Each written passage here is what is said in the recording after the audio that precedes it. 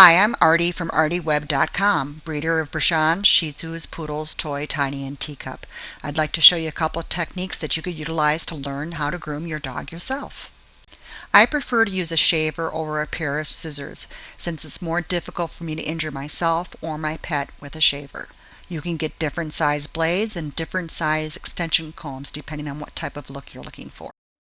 Combs add cutting length to the cutting blade and make it very easy for the amateur to look like a professional. They attach quickly and easily to the end of the blade. It is the thickness of the comb that decides the length of the hair.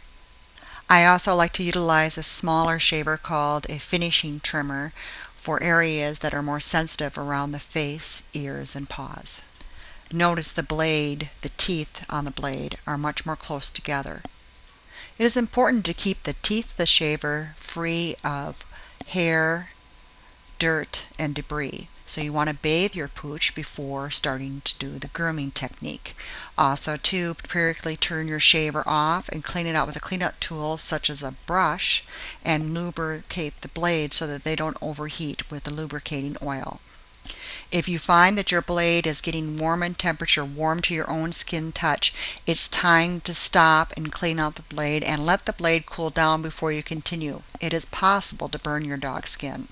When the blade overheats, it means that you are pushing it too hard or that hair has gotten clogged in there or it needs to be resharpened. Here is a Bichon with about 3 months worth of growth on it. Here is a Bichon that's been shaved with a 1/2-inch comb extension with it. And here it is after it's been spritzed and the hair has been able to relax back in its natural position. Here is a Bichon that's been cut with just the number 10 blade with no comb extensions. The finishing trimmer was used around the feet, the head, and the ears.